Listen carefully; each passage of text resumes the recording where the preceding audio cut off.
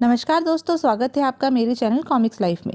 शुरू करते हैं गगन सीरीज की एक और मज़ेदार कॉमिक्स, लुटेरी चिंगारियाँ पार्ट 2। ओह, वह मोटरसाइकिल पर भाग गया। गगन वापस ताहिरा के निकट पहुंचा। देखो गगन, पत्थर के साथ यह कागज मुझे दो। हम प्रोफेसर और रजनी को ले जा रहे हैं गगन। अगर तुम्हें इनके प्राण प्यारे हैं तो ताहिरा सहित पुराने खंडर पहुंचो। वहाँ एक हेलीकॉप्टर तुम्हारा इंतजार कर रहा है। तुम्हारा सबसे बड़ा दुश्मन प्रोफेसर नारमन। तब तक ताहिरा भी वह पत्र पढ़ चुकी थी। वह चिंतित स्वर में बोली, अब क्या होगा गगन? हम पुराने खंडर चलें या सीधे जोरावर के अड्डे पर? पुराने खंडर। मैं रजनी और अंकल के लिए कोई भी खतरा नहीं उठाना चाहूँगा। मोंटी ने गंभीर होकर संकेत से कहा। गगन, मैं भी तुम्हारे साथ चलूँगा। ठीक है मोंटी, तुम भी हमारे साथ चलोगे। और फिर तीनों एक टैक्सी द्वारा पुराने खंडर की ओर चल पड़े। पुराने खंडरों से कुछ दूर ही उन्होंने टैक्सी छोड़ दी और पैदल आगे बढ़ने लगे। एक बार हेलीकॉप्टर में पहुंच जाऊं, फिर मैं उन बदमाशों को सबक सिखाकर रहूंगा। खंडर में पहुंचते ही उन्हें एक हेलीकॉप्टर दिखाई दिया। वह रहा हेलीकॉप्टर। चुपचाप और सावधानी से आगे बढ़ते रहो। हेलीकॉप्टर के निकट पहुंचते ही दो व्यक्तियों ने उन्हें अपनी गनों के घेरे में ले लिया। चलो, चुपचाप हेलीकॉप्टर में सवार हो जाओ। लेकिन तीनों जैसे ही हेलीकॉप्टर में सवार होने लगे, ठहरो, यह तीसरा व्यक्ति कौन है तुम्हारे साथ?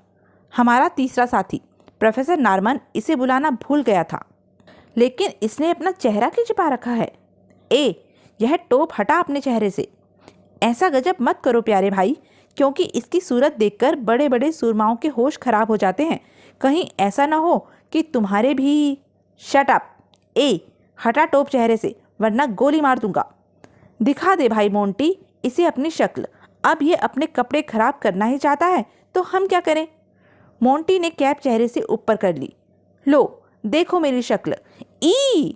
दूसरे ही पल, लो, हुई ना मेरी बात सच? कर लिए ना कपड़े खराब? हो, हा। तभी हेलीकॉप्टर में से एक चिल्लाया, बंद करो ये बकवास, हेलीकॉप्टर में बैठो। सुना तुमने? सुन लिया है भाई।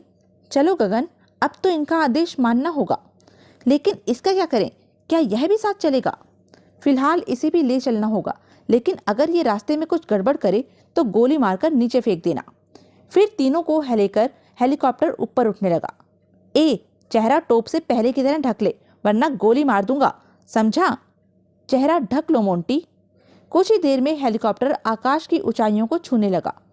अभी कितनी दूर और उड़ना पड़ेगा? अधिक नहीं। वह सामने जो छोटा सा टापू दिखाई पड़ रहा है, वहीं एक गुफा में जोरावर का अड्डा है, जहां से तुम्हें महामहिम के पास ले जाया जाएगा। ओह, अब अंकल व रजनी दीदी के अपहरण का बदला लेने का वक्त आ गया है। उसी पल हेलीकॉप्टर में तूफान सा आ गया। मोंटी उनमें से एक व्यक्ति पर कूद पड़ा। बस यहीं मोंटी उसे लापरवाह समझने की भूल कर गया। अरे ओह, यह मुझ पर आक्रमण कर रहा है, पर मैं भी तैयार हूँ। वह बदमाश चौकन्ना था, सो फुर्ती के साथ एक तरफ हट गया। परिणाम स्वरूप मोंटी हेलीकॉप्टर के बाहर था। मोंटी! उफ, वह सीधा व्हेल मछली के मुंह में जा रहा है गगन। नहीं, यह नहीं हो सकता। मोंटी इतनी आसानी से नहीं मर सकता। तुम चुपचाप बैठो, वरना तुम बड़ी आसानी से मारे जाओगे। मैं तुम्हारी मौत का बदला लूंगा मोंटी। नारमन के साथ एक एक आदमी को चुन चुन कर मारूंगा मैं। हेलीकॉप्टर जोरावर के अड्डे के पास उतरा। क्या यही गुफा जोरावर का अड्डा है?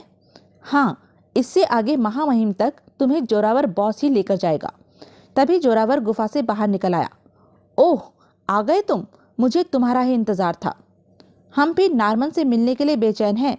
कहाँ है नारमन? जोरावर के चारों साथी हेलीकॉप्टर से नीचे उतर आए। जोरावर स्वयं ड्राइविंग सीट पर जा बैठा और फिर, अकेला समझकर मुझ पर हमला करने की मूर्खता मत करना। हम इतने मूर्ख नहीं हैं। 5 ही मिनट पश्चात हेलीकॉप्टर ने एक स्थान पर चक्कर लगाया और फिर नीचे उतर गया। हेलीकॉप्टर से उतरने के बाद ही वीडियो कैमरे हमारे चित्र महामहिम के पास भेज रहे हैं। गड़बड़ करने की चेष्टा तुम्हारी मौत का कारण बन सकती है। चलो। फिर उस इमारत में जब वे प्रोफेसर नारमन के सम्मुख उपस्थित किए गए। तुम्हारा इस टापू पर स्वागत है गगन और ताहिरा। अरे अंकल, रजनी और रुस्तम। गगन रुस्तम को वहां देखकर बुरी तरह से चौंक पड़ा था। रुस्तम, तुम यहाँ? हाँ गगन, जोरावर के अंडर काम करने वाले प्रत्येक व्यक्ति को एक कलाई घड़ी दी जाती है। किसी को नहीं मालूम कि उसके भीतर एक माइक्रोफोन भी है।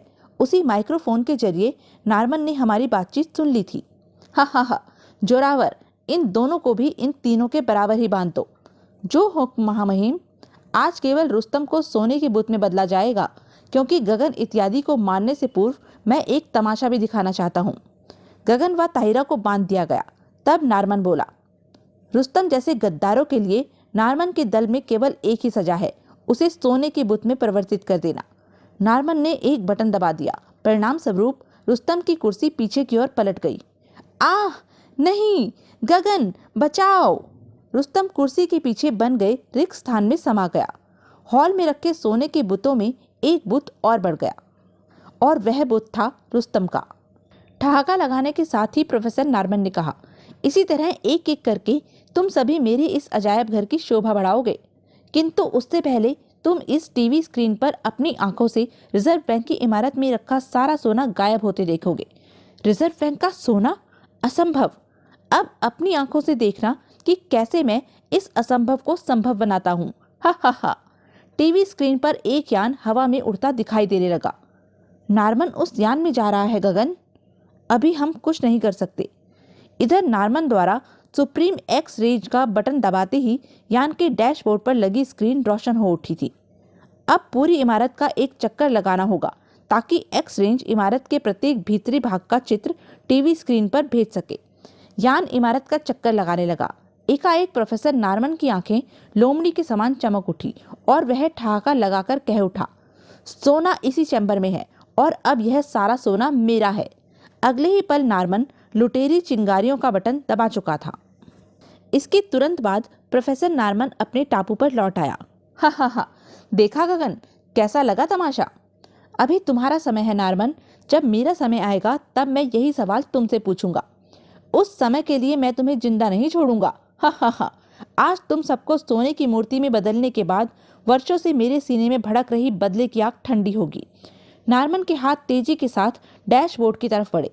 अपने भगवान को याद कर लो तुम सब। सबको अपनी मौत स्पष्ट दिखाई देने लगी। गगन, क्या हमको इतनी कायरता की मौत मिलेगी? समझ में नहीं आ रहा है कि क्या करूं। अगर मेरे हाथ स्वतंत्र होते तो लाल नग वाली अंगूठी इस समय मेरे काम आ सकती थी। ठीक इसी पल गगन की आंखें आश्चर्य के साथ फैलती चली गई। हे भगवान, कहीं मैं कोई स्वप्न तो नहीं देख रहा? और यह स्वप्न नहीं था, हकीकत थी। कड़ाक। दूसरे ही पल गगन, गुरु की जान इतनी सस्ती तो नहीं है नारमन। इधर प्रोफेसर का हाथ बटन तक पहुंच चुका था। सबसे पहले गगन की प्यारी मुंहबोली बहन रजनी का नंबर है। इसी पल मोंटी का कहर टूट पड़ा। सबसे पहले तेरा नंबर है कमीने। मोंटी, हाय मरा। मोंटी ने गन का रुख नारमन की ओर करके फायर कर दिए। गगन चीख पड़ा, शाबाश मोंटी, खत्म कर दो नरक के इस कीड़े को। नारमन के साथी हरकत में आना चाहते थे, लेकिन मोंटी की प्रलयकारी निगाहें उन पर पड़ चुकी थी। नारमन तेजी से डैशबोर्ड की ओर लपका तो गगन चीखा, मोंटी, इसे डैशबोर्ड तक मत पहुंचने देना। मोंटी ने जंप लगाई और तड़ाक, उफ, धड़ाक, आह। मोंटी, डैशबोर्ड पर दाहिने हाथ की ओर लगा पीला व लाल बटन दबा दो, जल्दी करो। ओह नहीं। मोंटी ने तुरंत दोनों बटन एक साथ दबा दिए। परिणाम स्वरूप, ताहिरा, गन उठा लो जल्दी, हम स्वतंत्र हो गए। ओह, नारमन के दूसरे साथी आ रहे हैं। गगन अभी गन उठा भी नहीं पाया था कि नारमन ने उस पर जंप लगा दी। मैं तुझे जिंदा नहीं छोड़ूंगा गगन। भड़ाक। ओह। अचानक किए गए वारों से पल भर को नारमन गगन पर हावी हो गया। धम। ओह। किंतु इस बार नारमन ने जैसे ही उस पर वार किया, गगन ने उसका हाथ पकड़ लिया और बस नारमन शैतान, बहुत हो गई ये उठापटक। धड़ाम। ओह। उसी पल खटाक। क्यों नारमन, तमाशा कैसा लग रहा है? Very good Tahira. तभी जोरावर के साथ कई बदमाशों ने धड़धड़ाते हुए वहां प्रवेश किया। महामहिम, क्या हुआ? ये गोलियों की आवाजें। तभी मोंटी व ताहिरा के गने एक साथ चीख पड़ी। आह, हाय मरा। जब अड्डे पर उपस्थित सभी व्यक्ति मारे जा चुके तो क्यों नारमन, क्या विचार है? सोने के बुत बने तुम कैसे लगोगे? नहीं, इस शैतान को जिंदा मत छोड़ना गगन बेटे। गगन का कानून तो यही कहता है अंकल कि इसे जिंदा न छोड़ूं, लेकिन मैं इसे जिंदा ही गिरफ्तार करूंगा। अचानक ताहिरा उछली, गगन बचो। इसी पल मोंटी की गन पुनः गरज उठी। खनाक। गोलियां लगने से डैशबोर्ड एक धमाके के साथ क्षतिग्रस्त हो गया। धड़ाक! हर तरफ धुआं सा छा गया। और जब धुआं छटा, अरे नारमन कहाँ गया? नारमन इधर है गगन भैया। डैशबोर्ड क्षतिग्रस्त होते ही नारमन सोने के बुत में बदल गया है। आखिर पापी को उसके पाप का उचित दंड भगवान ने ही दे दिया। ओह! और फिर गगन ने अपने घड़ी रूपी ट्रांसमीटर से टापू की जानकारी पुलिस को दे दी। कुछ ही देर में वह इलाका पुलिस घेर चुकी थी। सारा सोना नारमन के यान में लादकर गगन इत्यादि वापस राजनगर की ओर चल पड़े। मोंटी, तुम्हें सही सलामत देखकर मेरा मन ही जानता है कि मुझे कितनी प्रसन्नता हुई है। लेकिन तुम वहल के मुंह से निकलकर नारमन के अड्डे पर कैसे पहुंच गए? मोंटी ने सांकेतिक भाषा में बताया। हेलीकॉप्टर से गिरने के बाद तो एक बार मुझे भी यही लगा था कि जैसे वह मेरी जिंदगी का अंतिम क्षण है। लेकिन एकाएक मुझे अपने कोट की जेब में रखे चाकू का ध्यान आया और चाकू से वहल का पेट चीरकर मैं बाहर निकल आया। मुझे पचाने के लिए लोहे का जिगर चाहिए समुद्री दैत्य, जो तेरे पास नहीं है। इस प्रकार मैं समुद्र से निकलकर जोरावर के अड्डे तक जा पहुंचा। आओ जोरावर, गगन और ताहिरा का क्या हुआ? महामहिम रिजर्व बैंक से सोना लेने गए हैं। लौटते ही उन्हें सोने के बुत में बदल देंगे। तब तक मैं आराम करना चाहता हूँ। जोरावर के द्वारा अड्डे तक पहुंचा जा सकता है। मुझे उसके बाहर निकलने का इंतजार करना होगा। फिर जब जोरावर हेलीकॉप्टर लेकर उड़ा तो अरे, यह हेलीकॉप्टर के नीचे कौन लटका हुआ है? पता नहीं। अब तो हम जोरावर को भी उसकी उपस्थिति का आभास नहीं दे सकते। इस प्रकार मैं नारमन के अड्डे तक जा पहुंचा। हेलीकॉप्टर उतर रहा है। मुझे यहीं कूद जाना चाहिए। और बस मैं वहां पहुंच गया। मोंटी, तुम तो छिपे रुस्तम निकले यार। अगर आज मोंटी समय पर वहां पहुंचकर कयामत न मचाता तो हमारा बचना मुश्किल था। तभी रजनी ने कहा, मेरी तरफ से मोंटी को केले का एक बड़ा गुच्छा इनाम देने की घोषणा। Thank you. और मोंटी के धन्यवाद के अंदाज को देखकर सब ठहाका लगाकर हंस पड़े। तो यह थी गगन सीरीज की एक मज़ेदार कॉमिक्स। ऐसी ही मज़ेदार कॉमिक्स के लिए बने रहे मेरे साथ। और हाँ, मेरे चैनल को लाइक, शेयर और सब्सक्राइब करना ना भूलें। धन्यवाद।